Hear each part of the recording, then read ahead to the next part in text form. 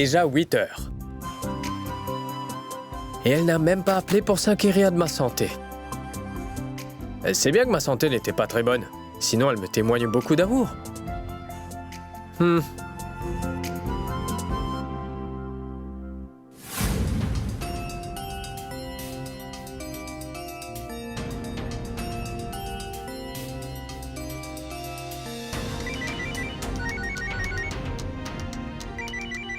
Ça alors? Je reçois son appel dès que je pense à elle. Ouais, j'arrive tout de suite.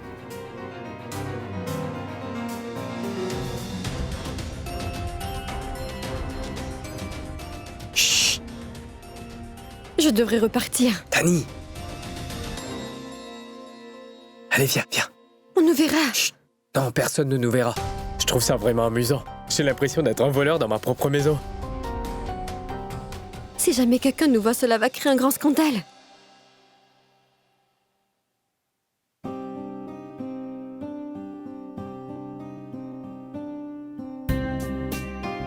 Tu vois? J'ai éteint toutes les lumières maintenant. Personne ne va entrer dans ma chambre. Ce qui fait que personne ne sait que tu es ici. Comment va ton mal de ventre? Oh, ça ne va pas très bien. Je t'ai apporté de la tisane. Bois-le, tu seras très vite sur pied. Tisane? Non. Non, ne fais pas ce visage, bois-le. D'accord, écoute. Donne-moi d'abord un baiser. Cette tisane va guérir mon mal d'estomac. Le baiser, mon humeur. Dis, tu sais quoi? Ce n'est pas ton ventre, mais ta tête qui va mal. Bois ça et vite. Dani...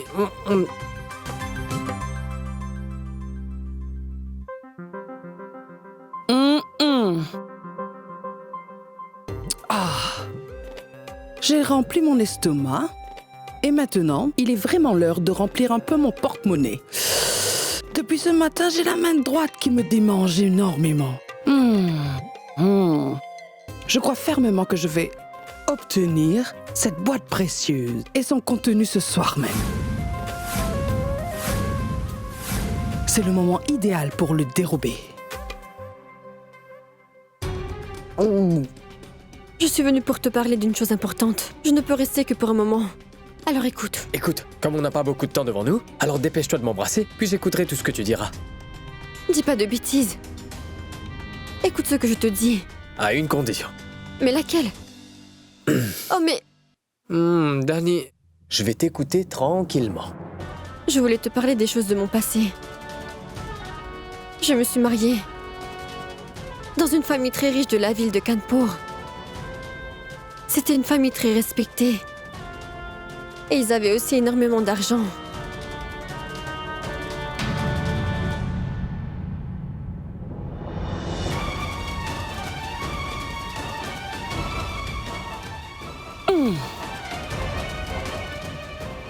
Je vais aller là-bas.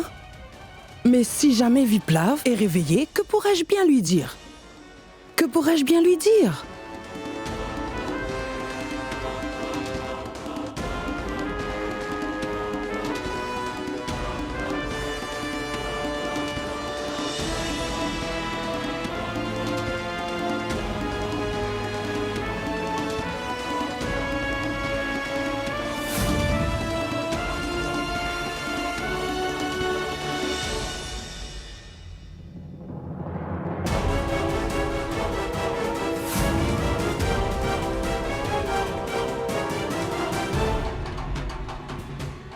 Je me suis enfuie de là-bas pour toujours. Alors dis-moi, as-tu un problème quelconque avec mon passé, Viplav? Non, je n'ai aucun problème avec ton passé, Dani. Oui. Si jamais il est réveillé, je lui dirai que je suis venue m'enquérir de son état de santé. Et si jamais il dort, alors je serai vraiment une femme très très chanceuse. Ce sera une très grande chance pour moi.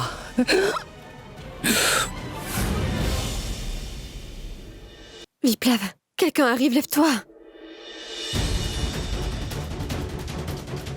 Viplav, laisse-moi, il y a quelqu'un qui vient. Si jamais quelqu'un nous voyait. Mais qu'est-ce que tu fais? Viplav, quelqu'un vient peut-être. Laisse-moi donc partir.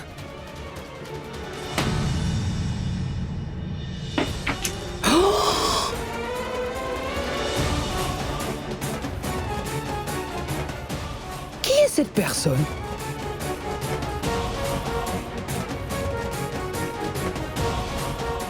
C'est vraiment louche, hein?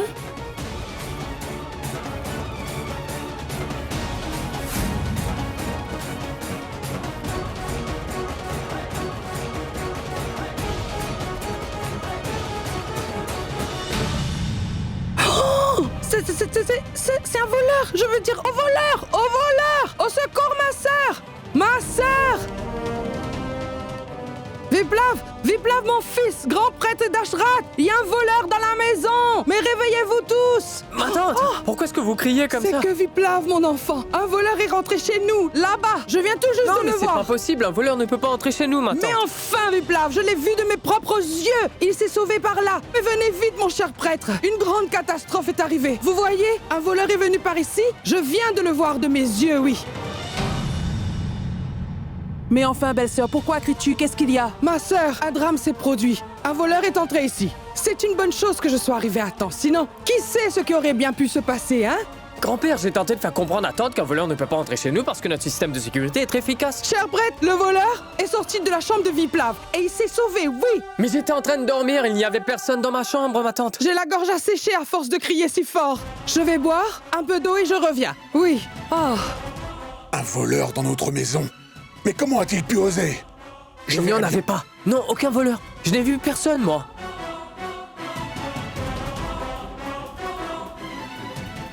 Mais où a-t-il bien pu garder cette boîte?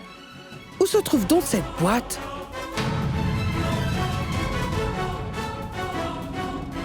Ça aussi, c'est très bien. Ramdin! Kalo! Où êtes-vous tous? Grand-père, je vais faire une chose. Je vais aller voir. C'est possible qu'il ne soit pas très loin. Je vais... Attends. Raja, puisque je te dis qu'il n'y a pas de voleur, ça ne sert à rien. Et si vous êtes tous inquiets, alors je vais aller vérifier moi-même. Vous tous, restez ici, je vais voir et je reviens.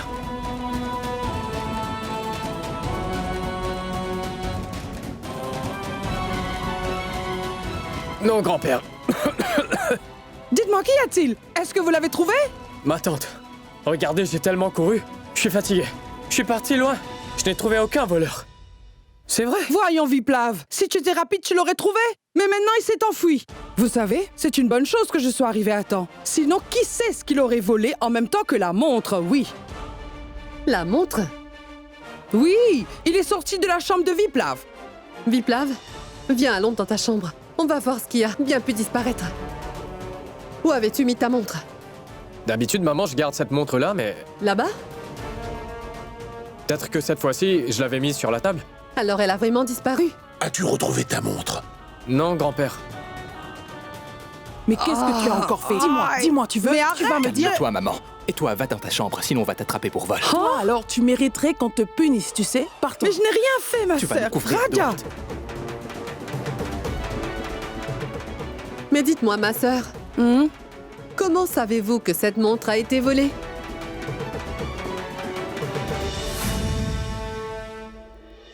Mais qu'y a-t-il d'extraordinaire à savoir, hein? Qu'est-ce qu'un voleur va prendre d'autre à la va-vite, hein? Il va voler la montre qui est devant lui, non? N'est-ce pas? Eh oui, c'est bien vrai. Si je n'étais pas venu, il aurait pu voler beaucoup plus de choses, hein? Cher Sulakshna, je m'excuse pour tout ce dérangement. Mais non, mon cher Dashrat. Mais que dites-vous là? Veuillez donc aller vous reposer.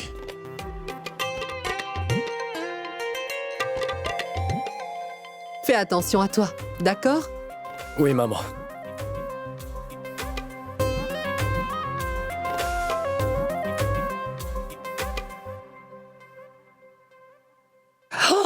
Cette montre est vraiment fabuleuse, hein? C'est quoi? Hein? Tu es devenue folle? Ma sœur, si tu étais plus jeune que moi, je te jure, je t'aurais donné une raclée bien méritée. Nous sommes venus ici avec un plan. Et toi, tu fais quoi là? Hein? Écoute, si tu continues comme ça, tout ce que nous avons pu accomplir va tomber à l'eau. Tu ne vas jamais changer. Bon, change ton comportement, je te le dis. Ma tante, peux-tu bien me dire, s'il te plaît, ce que tu étais allé faire dans la chambre de Viplav? Écoutez, je me suis rendue dans la chambre de Vipla pour m'enquérir de sa santé. Quoi d'autre, hein? Ma tante, arrête ça. Et s'il te plaît, arrête donc de jouer la comédie. Oh mais... J'allais complètement oublier de vous dire une information utile. J'ai entendu le grand gourou et Viplav qui étaient en grande conversation. Le grand gourou a donné une boîte à Viplav en lui disant qu'il y avait une chose vraiment très chère dedans. je suis allée pour voir ce qu'il y avait de si cher dans cette petite boîte. Et c'est à ce moment-là que j'ai vu un voleur sortir de la chambre de... Arrête! Arrête donc de jouer ta comédie. Assez! Je suis fatiguée de tes mensonges, belle-sœur. Viplav, je suis rentrée au refuge. Je suis partie si vite que je suis tombée. J'ai vraiment peur que quelqu'un ne me voie. Ton mari s'échappe aux yeux de tout le monde pour venir secrètement te rencontrer à minuit et toi, tu te fais attraper si facilement. Ah, ça c'est vraiment pas possible. Ça porte atteinte à ma dignité. Dis-moi, tu sais quoi, Viplav? Ce soir, je suis très contente. Et je me sens soulagée également en moi-même. Ah oui? Qu'est-ce qui s'est passé? J'ai ôté un fardeau qui pesait sur mon cœur. Cela me rend heureuse. C'est une très bonne chose. Tout doucement, tu deviens de plus en plus courageuse et tu seras la reine de tout Bénarès. Cela me fait très plaisir que tu sois venue. Très bien. Repose-toi maintenant. Nous nous parlerons demain. Oui. Prends bien soin de toi.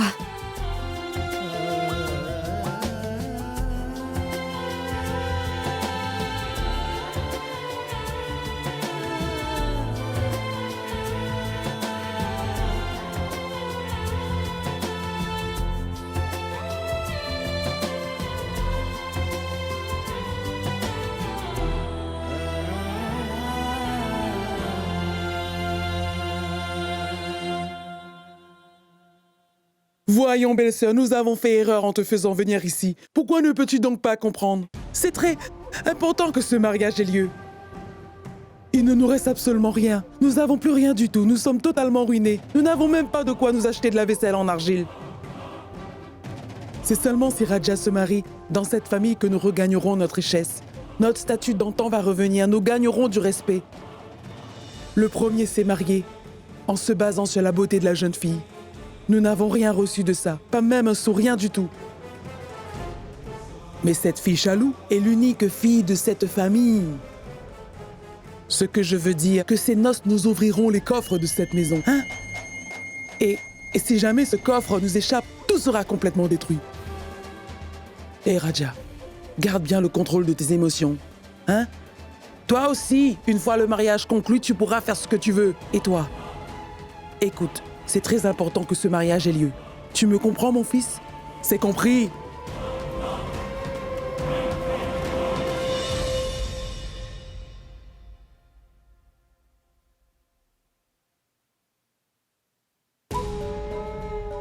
Comment te portes-tu, mon petit Viplav, ce matin? Comment va ta fièvre, mon fils? On dirait qu'elle est guérie. Oui, grand-père, complètement guéri. J'ai bu une tisane faite par Hein? Faite par grand-mère. Elle m'a concocté une tisane médicinale. Ça m'a complètement guéri. Il y a de la magie dans ses mains. Il y a de la magie dans les miennes aussi. Regarde un peu. La magie va bientôt arriver. Ouvre-la maintenant.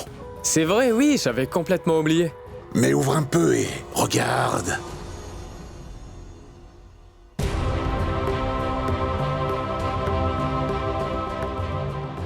Comment te portes-tu, mon petit Viplav, ce matin? C'est une clé qui ouvrira la porte de ton avenir. Une clé qui t'attend depuis des années déjà. Je t'ai ouvert un bureau où tu peux pratiquer ton métier d'avocat en toute liberté, mon cher enfant. C'est la clé de ce bureau. Oui. Ouais. Oh, merci, grand-père. Tu ne le croiras pas, grand-père. Mais moi aussi, je pensais que je devrais trouver un endroit où je pourrais me concentrer, exercer tranquillement mon métier et rester loin de la maison. Comment puis-je travailler quand je suis à la maison? Et c'est quand l'ouverture? Aujourd'hui. La prière aussi. Aujourd'hui? Oui. Tu es Merci, content? grand-père. Donc je le suis. Trop content. Je suis content aussi.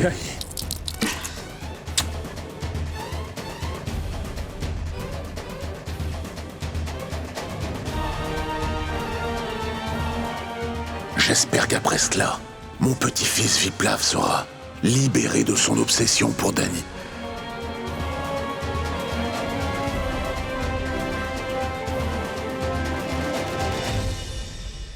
Tu veux une bonne nouvelle? Mon grand-père a fait des arrangements pour que j'ai un nouveau bureau. Je pourrais m'asseoir là-bas maintenant et faire tout mon travail. C'est vrai que c'est une très bonne nouvelle. Alors tu vas rapidement débuter ton travail? Oui, c'est exact. Et pour marquer cette belle occasion, je t'ai apporté un petit cadeau.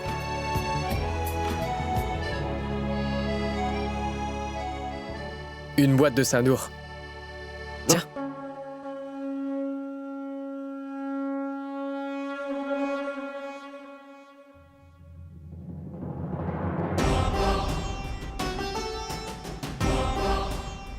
Viplav, ma mère arrive.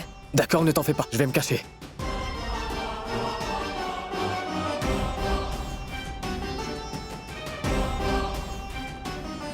Dis-moi, quand es-tu arrivé? Il y a quelques minutes à peine, maman. J'ai quitté le refuge avant toi. Est-ce que tu cherchais quelqu'un? Mais non. Qui vais-je donc chercher?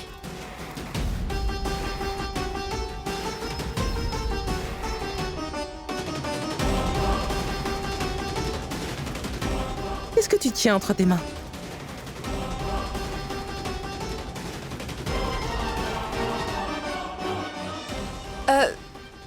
Qu'est-ce que je pourrais cacher? C'est une fleur. Allez, viens, faisons donc la prière. Non, maman, j'ai déjà fini. Vas-y.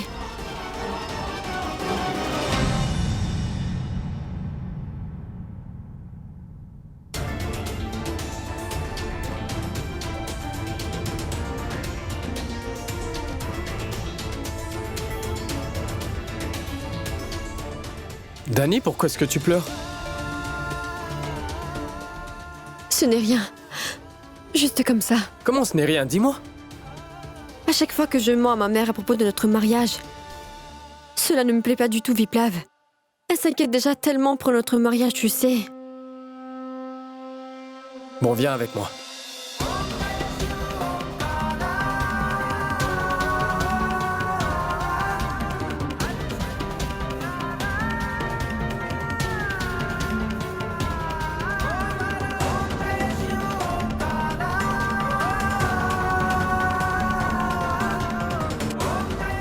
Comment vas-tu, mon fils? Ça fait des jours que je ne t'ai vu.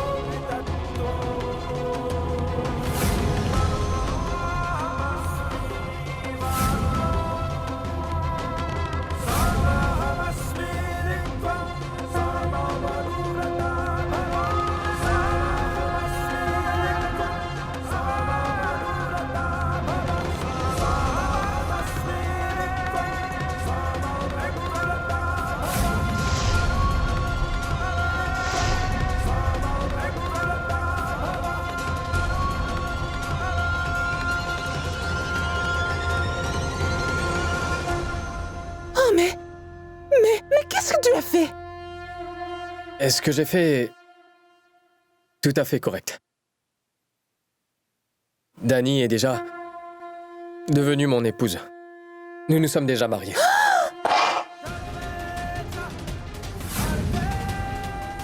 Pourquoi as-tu mis ce vermillon sur ton front? Je te pose une question, pourquoi mets-tu ce vermillon sur ton front? Vous êtes mariés? Mais comment voyons?